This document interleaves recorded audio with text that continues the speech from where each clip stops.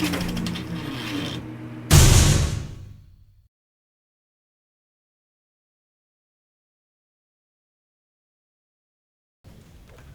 remember when I first saw the film back in 1943. I thought it was very ahead of its time. You were too young to see it when it first came out, weren't you? I was. It came out 2 years before I was born.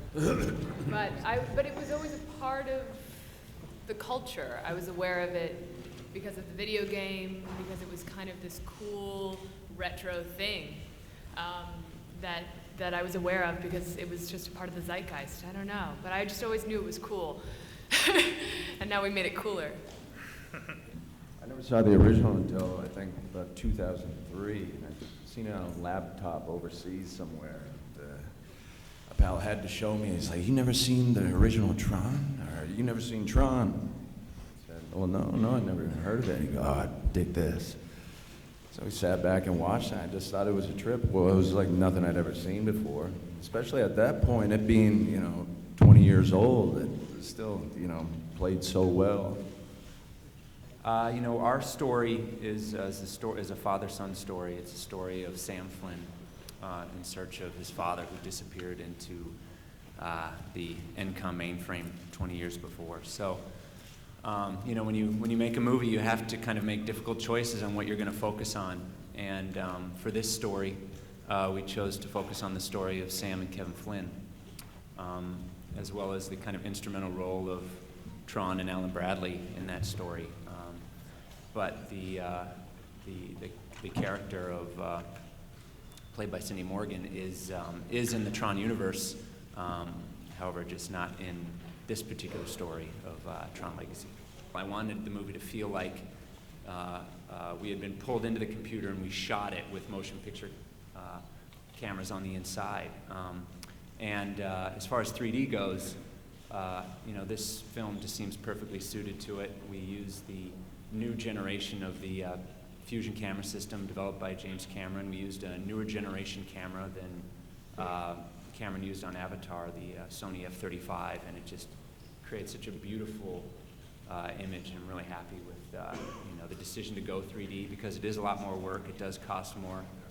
Especially when you do it the way we're doing, a true 3D movie shot with 2 cameras. All the visual effects are finished for both eyes. It's a really tedious process, but I think it pays off in the end.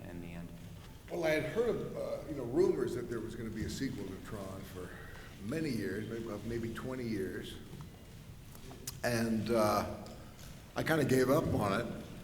And then all of a sudden, this script showed up, and Disney had kind of had it on its back burners, and they were not satisfied with the script, and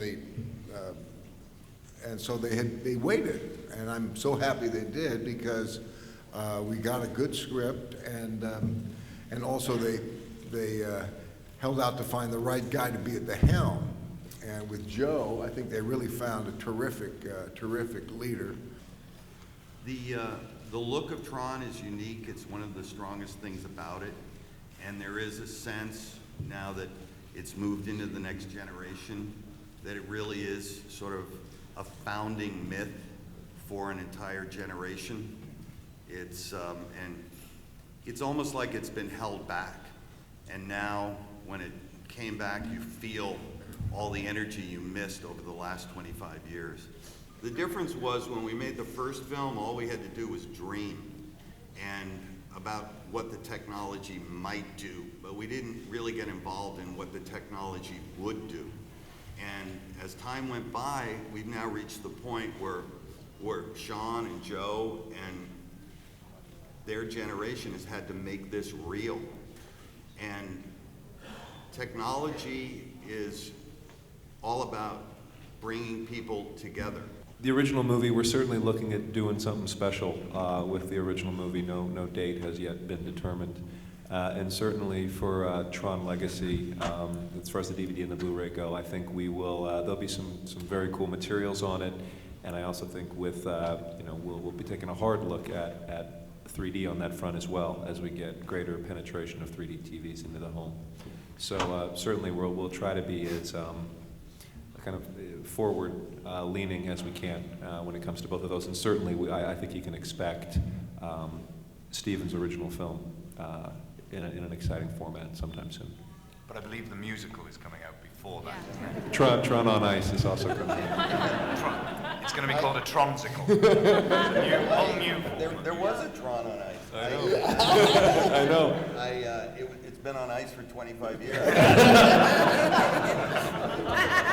We talked about it for a long time, and then got started on the music very early. I mean, we were doing music before we even started shooting, and we're continued working on it for almost 2 years now. They're in the studio as we speak, putting the finishing touches on their score, and it's it's a really incredible blend of electronic music, orchestral music, and really blurs the line between sound design and music in a really interesting way.